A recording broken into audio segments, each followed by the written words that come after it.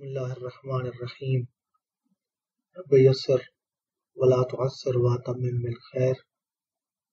مومنین کرام، حضرت علی علیہ السلام کا فرمان، مولا کائنات کا فرمان، خلیفہ بلا فاصل کا فرمان، فرماتے ہیں اربعۃ اشیاء لا یعرف قدرها الا اربعۃ۔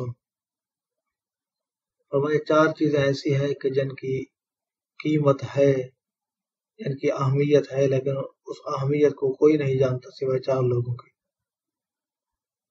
الشباب لا يعرف قدره الا الشیوخ۔ فرمایا جوانی بہت ہی زیادہ قیمتی ہے، انسان کی جوانی بہت ہی زیادہ اہمیت کی حامل ہے، لیکن اس کی قیمت اور قدر کو اگر کوئی جانتا ہے تو وہ بزرگ ہیں۔ جب انسان بڑھاپے کو پہنچتا ہے تبھی جوانی کا احساس ہوتا ہے اور جوانی کی قدر و منزلت کا علم ہوتا ہے۔ مولا کائنات ہمیں سمجھانا چاہتے ہیں کہ ہمیں اپنی جوانیاں ضائع نہیں کرنا چاہیے۔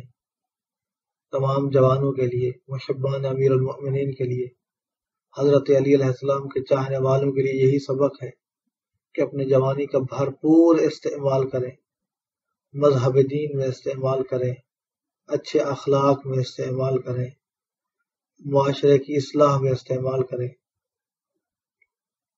اور فرمایا والعافیت لا يعرف قدرها الا اہل البلاء۔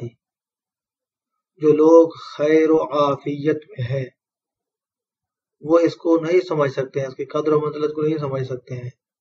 خیر و عافیت کو وہ سمجھ سکتا ہے کہ جو مبتلا ہے، جو کسی مصیبت میں پڑا ہوا ہے، جو امن و امان میں ہے، اسے اندازہ نہیں ہے کہ میں کس قدر اچھی زندگی جی رہا ہوں۔ یہ علم اسے ہوگا کہ جو کسی مصیبت میں مبتلا ہے، جو کسی پریشانی میں ہے، وہ سمجھ سکتا ہے کہ امن و امان کی زندگی کیسی ہوتی ہے۔ تیسری چیز فرمایا والصحۃ لا يعرف قدرها الا المرضى۔ صحت اور تندرستی بہت بڑی نعمت ہے اللہ تبارک و تعالیٰ کی، لیکن فرمایا صحت اور تندرستی کو وہی بندہ اس کی اہمیت کو سمجھ سکتا ہے کہ جو مریض ہے، جو بیمار ہے۔ بیمار کے علاوہ کوئی بھی صحت اور تندرستی کی اہمیت کو نہیں جان سکتا۔ والحیات لا يعرف قدرها الا الموتى۔ زندگی بڑی قیمتی چیز ہے، اس زندگی کی قیمت کو کوئی بھی نہیں سمجھ سکتا ہے سوائے مردوں کے۔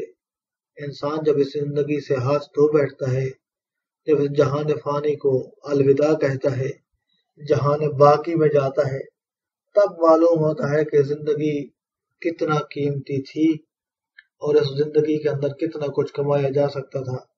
اسی لیے حدیث کے لفظ بھی ہے الدنیا مزرعۃ الآخرہ۔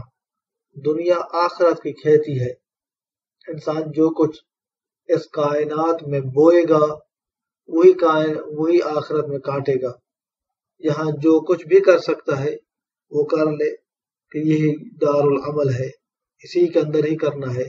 آخرت میں کچھ نہیں ہونا، آخرت میں فقط نتیجہ حاصل کرنا ہے۔ امتحان یہیں پر ہے، حل یہیں پر کرنا ہے، نیک اعمال یہیں پر کرنے ہیں، اچھائیاں یہیں پر کرنی ہے۔ آخرت میں اچھائیاں کرنے کا ٹائم نہیں ہوگا۔ دعا ہے کہ اللہ کے ذات ہم سب کو والی نجف کے صدقہ میں زیادہ سے زیادہ نیک اعمال انجام دینے کی توفیق عطا فرمائے۔ اپنا بہت سارا خیال رکھیے گا، اپنی دعاؤں میں یاد رکھیے گا۔ محمد نفیس اسکانی کو حوزہ علمیہ نجف کی طرف سے شیعہ پوائنٹ سے اجازت دیجیے۔ والسلام علیکم ورحمۃ اللہ وبرکاتہ۔